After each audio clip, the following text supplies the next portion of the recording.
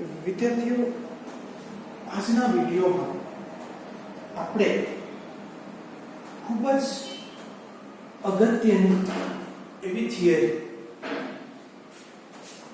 જે આપણને 5 માર્કમાં પૂછી શકાય, પ્રક્ષિપ્ત ગતિ પછીની આ થિયરી છે જે 5 માર્કમાં પૂછી શકાય એ પ્રકારની છે, નિયમિત વર્તુળમય ગતિ. વિદ્યાર્થીઓ, નિયમિત વર્તુળમય ગતિ એટલે શું? કે એવી વર્તુળમય ગતિ કે જેના દરેક બિંદુ આગળ વેગ એ સમાન અથવા તો બીજા શબ્દમાં કહીએ અચળ રહેતો હોય એવી ગતિને આપણે નિયમિત વર્તુળમય ગતિ તરીકે ઓળખીએ છીએ. વિદ્યાર્થીઓ, આનું ઉદાહરણ તમે કયું આપશો? કે એવી ગતિ કે જે ગતિના, એટલે કે ઉદાહરણ લેવું તો આ કેન્દ્ર છે, કેન્દ્રથી કોઈ પદાર્થ વર્તુળાકાર માર્ગે ગતિ કરે, તો આ વર્તુળાકાર માર્ગે ગતિ કરે તો તેના કોઈ પણ બિંદુ લે, એ બિંદુ આગળ વેગ સરખો જ રહેશે. પંખાની ગતિ, તો આ પંખાની જે ગતિ છે એ પંખો ગોળ ફરે તો તમે કોઈ એક બિંદુ સ્વીકારો, તો પંખાને ધારો કે 2 પર કે 3 પર ફિક્સ રાખો, પછી પંખો ફરે તો એ બિંદુ આગળ જોજો તો એ બિંદુ આગળ પંખાની તે પાંખ આવે ત્યારે તેનો વેગ તેનો તે જ રહેશે, એ બદલાતો નથી. બીજા આવા ઘણા બધા ઉદાહરણ છે. ભમરડાની ગતિ છે, ઘડિયાળના કાંટાઓની ગતિ છે. તો એ બધી ગતિ એ નિયમિત વર્તુળમય ગતિના ઉદાહરણ છે. તો નિયમિત વર્તુળમય ગતિ વિશે આપણે સમજીએ. તો આ એક મેં વર્તુળ દોર્યું છે. આ વર્તુળનું કેન્દ્ર છે. કેન્દ્રથી r સદિશ જેટલા અંતરે બિંદુ P આવેલું છે. એ બિંદુ P એ ધારો કે t બરાબર t સમય છે અને ત્યાં એ જે તે બિંદુ આગળ આપણે સ્પર્શક દોરીએ તો એ સ્પર્શક એ જે તે બિંદુ આગળ વેગની દિશા આપે છે. શું આપે? એ સ્પર્શક વેગની દિશા આપે. મૂલ્ય તો અચળ જ છે. એ જ રીતે ઉગમ બિંદુથી r' જેટલા અંતરે બિંદુ P' આવેલું છે. ત્યાં પદાર્થને P થી P' પહોંચવા માટે લાગતો સમય t બરાબર t' છે. તો P' આગળ સ્પર્શક દોરીએ તો તે બિંદુ આગળ આપણને મળતો વેગ એ ધારો કે v' છે. બરાબર? માર્ગની દિશામાં સ્પર્શક દોરવાનો તો એ સ્પર્શક એ જે તે બિંદુ આગળ વેગની દિશા બતાવે છે એમ કહી શકાય.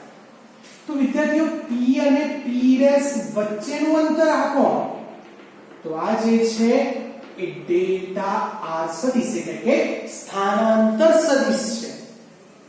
હવે હું આ જે વેગ v સદિશ હતો એને પકડી લઉં, એનું મૂલ્ય અને દિશા જે હતી એ રીતના હું મૂકી દઉં છું. આ આપણો વેગ v સદિશ અને આ v' સદિશને પણ હું પકડીને અહીંયા લઈ આવું છું.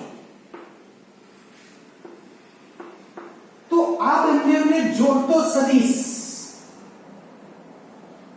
એ આપણો ડેલ્ટા v સદિશ.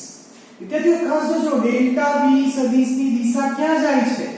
તો એની દિશા વર્તુળના કેન્દ્ર તરફ જાય છે.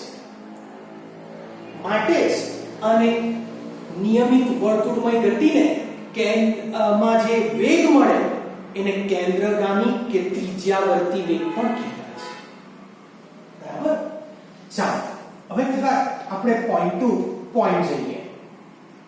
તો આકૃતિમાં ઉગમ બિંદુથી r સદિશ જેટલા સ્થાન સદિશે બિંદુ P આગળ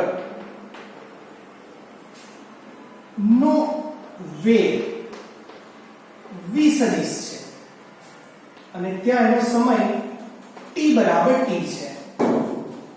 આ જ રીતે ઉગમ બિંદુથી r' એ બિંદુ P' આગળ નો જે વેગ છે એ વેગ v' છે અને કણ જ્યારે P થી ગતિ કરતો P' આગળ પહોંચે તો ત્યાં એને પહોંચવા માટે લાગતો સમય એ t' છે. વિદ્યાર્થીઓ અહીંયા આપણે કોનું સૂત્ર મેળવવાનું છે? તો અહીં જે આપણે સૂત્ર મેળવવાનું છે એ પ્રવેગનું સૂત્ર મેળવવાનું છે. આકૃતિ જરા ધ્યાનથી જોતા રહેજો. તો આકૃતિમાં હું અહીં છે ને આ બિંદુને o' P અને P' તો અપાઈ ગયું છે એટલે આ Q અને હું આ બિંદુનું નામ આપું છું Q'. તો ત્રિકોણ OPP' અને ત્રિકોણ OSQO' આ બંને ત્રિકોણ એ સમરૂપ ત્રિકોણ છે. વિદ્યાર્થીઓ તમે સમરૂપ ત્રિકોણ વિશે જાણતા છો? સમ એટલે સમાન ને રૂપ એટલે દેખાવ. જેનો દેખાવ સમાન હોય એવા ત્રિકોણને સમરૂપ ત્રિકોણ કહેવાય છે. તો આ સમરૂપ ત્રિકોણ હોવાથી હું QQ' ના છેદમાં QO' લખું. આ ત્રિકોણનું પૈડું. તો આ ત્રિકોણ જેવું જ આ સમરૂપ ત્રિકોણ છે. તો QQ' બરાબર હું આમાં એના જેવી કઈ બાજુ છે? તો PP' લખી શકું. QO' જેવી અહીંયા કઈ બાજુ છે? OP છે તો એ લખી શકું છું. તો માટે QQ' બરાબર ડેલ્ટા v સદિશ છેદમાં QO' ની જગ્યાએ v સદિશ.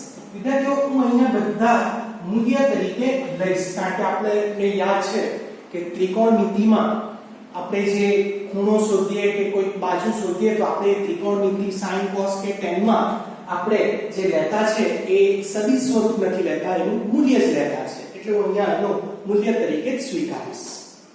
હવે PP' તો PP' એટલે આપણો આ ડેલ્ટા r સદિશ નું મૂલ્ય છેદમાં OP એટલે કે આ r સદિશ નું મૂલ્ય.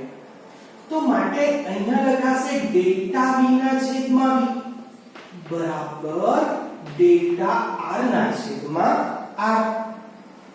જેમાં હું ડેલ્ટા v ને સૂત્રનો કરતા બનાવું તો બરાબર v ડેલ્ટા r ના છેદમાં r લખાશે. હવે હું બંને બાજુ સમીકરણને ડેલ્ટા t વડે ભાગું છું તો બરાબર v by r delta r ના છેદમાં ડેલ્ટા t. તો આ ડેલ્ટા v ના છેદમાં ડેલ્ટા t ને હવે હું આપીશ limit delta t tends to 0 બરાબર v by r limit delta t tends to 0 delta r ના છેદમાં ડેલ્ટા t. તો ચાલો આની જગ્યાએ શું લખાય? જો limit delta v by delta t ને આપીએ તો આપણને ખબર છે કે સરેરાશમાંથી રૂપાંતર થઈ જશે તત્કાલીનમાં. તો એટલે આની જગ્યાએ લખાશે dv બાય dt બરાબર અહીં v બાય r તો છે જ અને delta r by delta t ની જગ્યાએ લખાઈ જશે dr બાય dt. તો ભાઈ delta V R dv by dt એ તત્કાલીન પ્રવેગનું સૂત્ર is equal to v by r અને dr by dt એ તત્કાલીન વેગનું સૂત્ર એટલે કે v. તો આમ પ્રવેગ a બરાબર v સ્ક્વેર બાય r.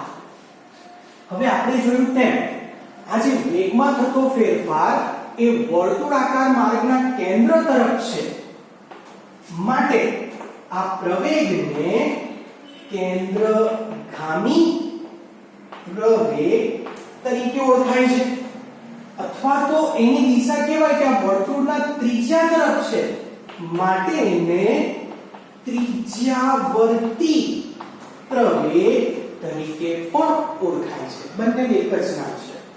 તો હવે આ કેન્દ્રગામી કેમ કહેવાય? તો ખાસ જોજો, પ્રવેગ બરાબર વેગનો વર્ગ છેદમાં r. એટલે આ જે પ્રવેગ છે એ પ્રવેગનો આધાર વેગ ઉપર છે. તો આમ વેગમાં ફેરફારની જે દિશા એ જ પ્રવેગની દિશા.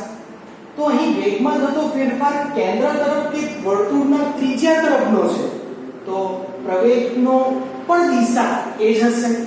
એટલે કહી શકાય કે આ જે પ્રવેગ છે એ કેન્દ્રગામી પ્રવેગ છે અને એને ત્રિજ્યાવર્તી પ્રવેગ તરીકે પણ લઈ શકાય છે. તો વિદ્યાર્થીઓ, આ હતી આપણી એકદમ ઇમ્પોર્ટન્ટ એવી 5 માર્કની થિયરી.